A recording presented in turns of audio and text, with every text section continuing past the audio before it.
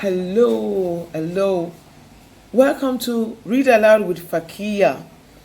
And today I'm going to read you a lovely fairy tale, which I love. I've read it when I was much younger in nursery school. Was one of my favorite stories, and I know you're going to enjoy it. Have you been keeping safe? Have you been sanitizing? Have you been sanitizing and keeping safe? We should, because COVID is real. May God protect us, our children, our family. So the title of today's story is quite long, pretty long, yes. It's Rumpestiltskin. That's it. Rumpestiltskin from my big book of stories. Rumpestiltskin. Okay. Now, and like I told you, it's pretty long, so we're going to have to take it in stages. All right. Once upon a time, they say time, there was a miller who had a beautiful daughter. I mean, really beautiful daughter.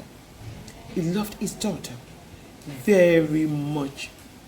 How much do we love our daughters? I love my daughters. Well, I know you love your daughters too. Children, we love you. You are cherished. He also loved to brag, show off about her. One day, the king rode by the miller's house. Said the miller, "Your Highness, I would like you to meet my daughter. She's very beautiful." "Indeed, many fair maidens live in the land," said the king. The miller wanted the king to think that his daughter was extra special. So he just said the first thing without thinking that he thought of. He didn't think. So we should think before we say things. He got himself into trouble, but let's say. "Well," said the miller, my daughter can spin straw into gold," the miller said. "My good man," the king said, "let us see about that." So the miller took his daughter to the king's palace. Let's see what happens in the palace. The king took the miller's daughter. When they got to the palace, the miller went back home, left his daughter. So after he had gone, the king took the miller's daughter to a small room. "Spin all the straw into gold by morning.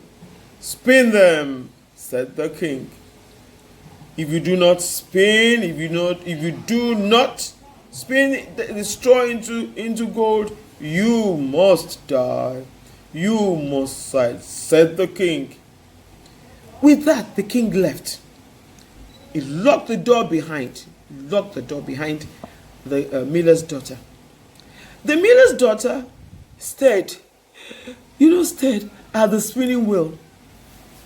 She did not know what to do. She didn't know what to do. She began to cry. "What am I going to do?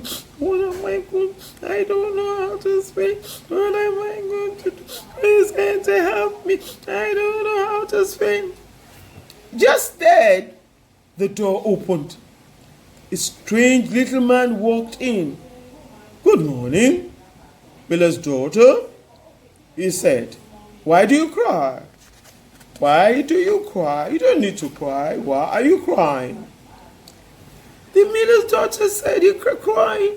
I must spin all this straw into gold. I must spin all this straw." Let's see. Sure. That's the miller's daughter. That's the man. That's the small little man. Look at his long nose. And that's the spinning wheel. Okay? Here. Okay, now, let's go. "I must spin all this straw into gold. I don't know what to do. The king said that he will kill me. I will die if I don't spin." He said I have to cry. "I will give you my... Okay, I could spin this straw into gold," said the little man. "I'll spin everything into gold." "What will you give me if I do?" the little man asked the miller's daughter. I will go. I'll give you my necklace. I'll give you my necklace, said the miller's daughter. I'll give you my, if you can spin it into, destroy into gold. The little man grabbed the necklace. He grabbed the necklace. Grab, you know, grab. He sat down at the spinning wheel. Whoa, whoa, whoa, whoa, whoa, whoa, whoa, whoa, whoa, whoa, whoa, whoa. The pile of straw became a pile of gold. A pile of gold. In a wink, the little man was gone. Stay tuned for the second part.